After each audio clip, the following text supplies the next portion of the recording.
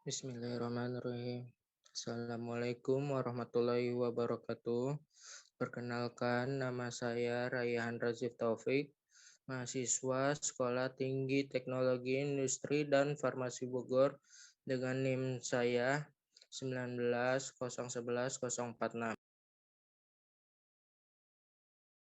Di sini saya akan menjelaskan tugas mikrobiologi farmasi dengan judul pembuatan oncom. Pendahuluan proses fermentasi dalam pengolahan pangan adalah proses pangan yang menggunakan aktivitas mikroorganisme secara terkontrol untuk meningkatkan keawetan pangan dengan produksinya asam dan atau alkohol untuk menghasilkan produk dengan karakteristik rasa dan aroma yang khas atau untuk menghasilkan pangan dengan mutu yang lebih baik. Beberapa jenis proses fermentasi dalam pengolahan pangan adalah fermentasi asam laktat, fermentasi asam asetat, fermentasi alkohol, fermentasi ragi, fermentasi kapang, dan fermentasi campur.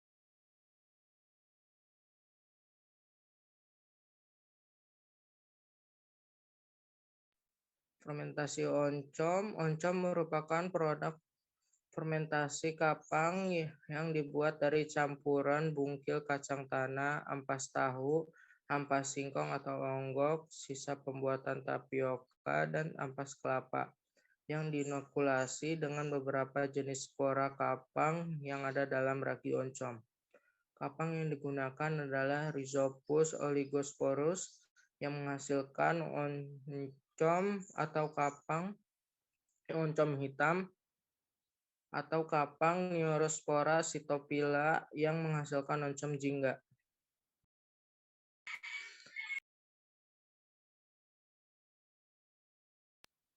Kapang oncom dapat mengeluarkan enzim lipase dan protease yang aktif selama proses fermentasi dan memegang peranan penting dalam penguraian pati menjadi gula. Penguraian bahan-bahan dinding sel, kacang dan penguraian lemak, serta pembentukan sedikit alkohol dan berbagai ester yang memiliki bau yang sedap dan harum.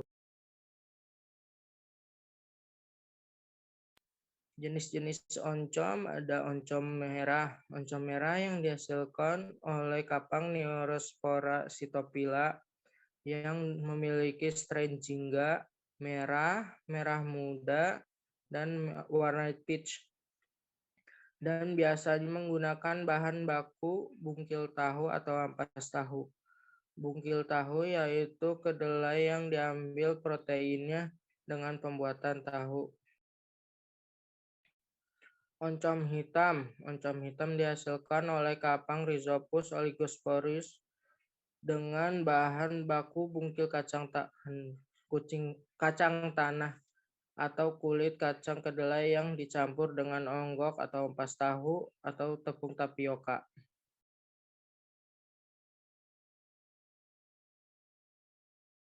Sini ada kandungan oncom.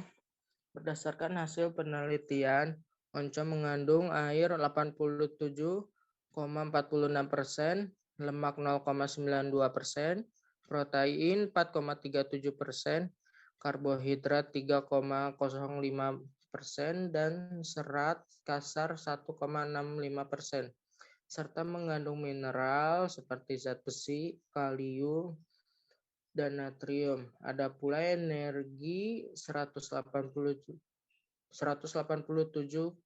kilokalori, fosfor 115 mg, dan vitamin B1 0,09 mg. Oncom bisa menjadi salah satu sumber alternatif asupan gizi yang baik bagi tubuh.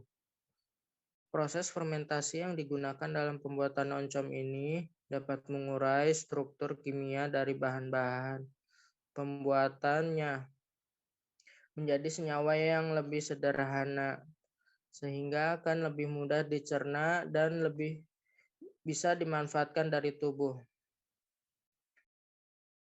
Manfaat oncom selain harganya yang relatif murah, kandungan gizi dalam oncom ternyata juga banyak seperti karbohidrat, protein, lemak, serat, zat besi, kalium, serta natrium. Akan tetapi kandungan gizi dari kedua jenis oncom tersebut akan berbeda. Hal tersebut dapat dilihat dari bahan yang dipakai. Oncom hitam mengandung lebih besar yaitu 8,6%, sedangkan oncom merah mengandung protein 4,9% saja.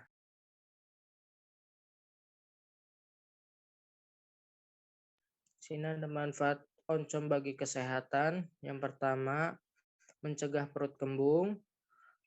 Proses fermentasi yang dilakukan oleh Neurospora Cytopila dan kapang Rhizopus oligospus dapat mencegah efek fluktuasi. Hal ini dikarenakan selama proses fermentasi kapang menghasilkan enzim alfa-galaktosidase yang mengurai rafinosa dan stakiosa pada level yang lebih rendah. Yang kedua, menekan racun aflatoksin. Pada saat proses pembuatan oncom, masalah sanitasi menjadi bagian yang harus selalu diperhatikan. Hal ini bertujuan untuk mencegah berkembangnya jenis mikroba lain seperti Aspergillus flavus yang menghasilkan racun aflatoksin yang terkenal sebagai pemicu kanker. Yang ketiga, menjaga sistem pencernaan. Degradasi yang dilakukan oleh kapang saat proses fermentasi dapat menyebabkan beberapa oligosakarida sederhana seperti sukrosa, rafinosa, dan stakiosa menurun pesat akibat aktivitas enzim alfa-galaktosidase yang dihasilkan oleh kapang. Manfaat oncom ini sangat baik untuk menjaga sistem pencernaan karena rafinosa dan stakiosa sangat berperan atas gejala flatulensi yang muncul bila seseorang mengonsumsi kedelai maupun kacang tanah. Yang keempat, mengurangi kolesterol. Para peneliti memeriksa efisiensi oncom untuk mengurangi kadar kolesterol pada tubuh. Mereka menggunakan tikus yang telah diberikan diet bebas kolesterol. Oncom terbukti dapat mengurangi kadar kolesterol dan meningkatkan ekskresi steroid tinja. Oncom sangat kaya akan protein, kandungan serat makanan pada oncom dapat merangsang produksi rantai pendek asam lemak oleh mikroflora usus. Di sini ada proses pembuatan oncom. Yang pertama itu harus membuat ragi oncomnya dulu, diambil dari oncomnya tersebut. Terus yang kedua, proses pembuatan oncomnya. Yang pertama, rendam ampas tahu selama 2-3 jam. Peras ampas tahu menggunakan kain hingga kering. Yang ketiga, ayak ampas tahu kering hingga halus. Yang keempat, masukkan tepung tapioka lalu aduk hingga rata. Selanjutnya, kukus ampas tahu selama 3-4 jam. Lalu dinginkan ampas tahu, kemudian bentuk ampas tahunya. Selanjutnya taburkan ragi. Yang terakhir, tunggu sampai 3-4 hari hingga oncom siap diolah.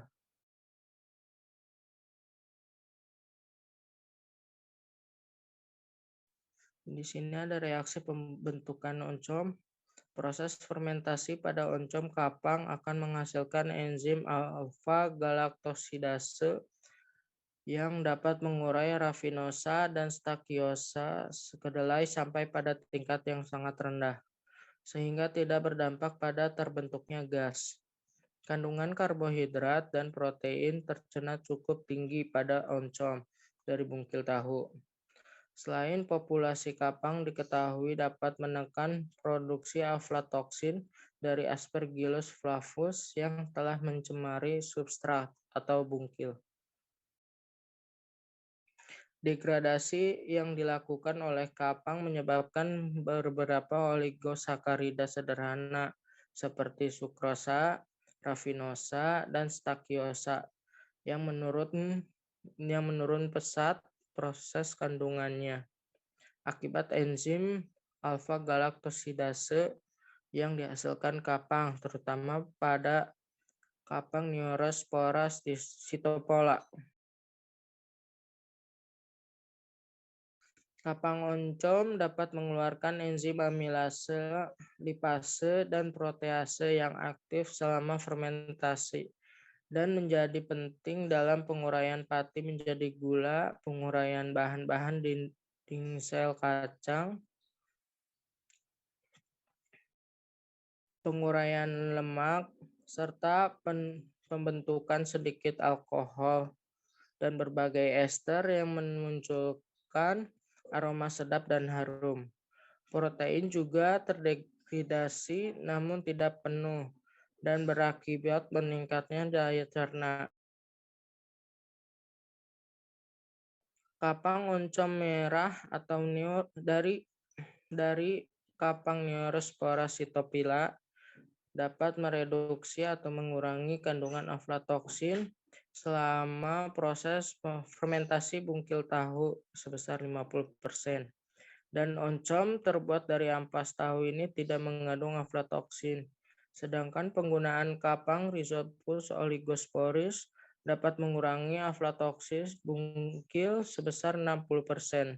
Jamur ini juga memiliki kemampuan untuk mengubah kedelai menjadi asam amino dan protein lain yang cepat larut agar memasuki perut pemakannya.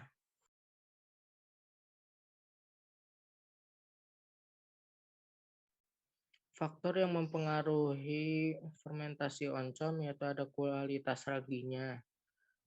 Karena ragi oncom yang baik mampu mengurangi struktur kimia dalam kacang tanah atau kacang kedelai menjadi senyawa-senyawa yang lebih sederhana melalui proses fermentasi, sehingga lebih mudah dicerna dan dimanfaatkan oleh tubuh. Yang kedua itu dari cita rasa, tekstur, serta aroma dari oncom juga sangat berpengaruh oleh kualitas raginya. Di sini terus ada kadar udara, suhu, dan pertukaran gas. Kadar optimum tergantung pada substrat, organisme, dan tipe produk akhir. Kisaran kadar udara yang optimal adalah 50-75%. Kadar yang tinggi akan mengakibatkan penurunan porositas, pertukaran gas, difusi oksigen, volume gas, tetapi meningkatkan risiko kontaminasi dengan bakteri. Temperatur berpengaruh pada laju reaksi biokimia selama proses fermentasi. Pertukaran gas antara fase gas dengan substrat padat mempengaruhi proses fermentasi. Di sini ada video pembuatan oncom.